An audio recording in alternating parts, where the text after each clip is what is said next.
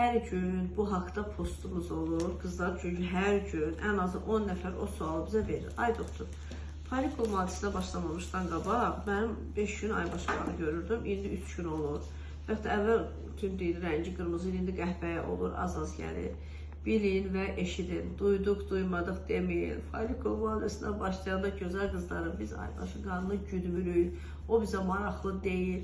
Bizim verdiyimiz dərmanlar o qədər yumurtaqların folikul işini işləyir ki, endometriyanın o qarışımı axıb gəlməyi qanın və yaxud da az-az gəlməyi, günün az olmağı bizim müalicəmizə heç bir mənfi təsiri yoxdur, heç bir aidiyyəti yoxdur. Bizim yönümüz folikul hamilə qalmaq istiqamətindədir.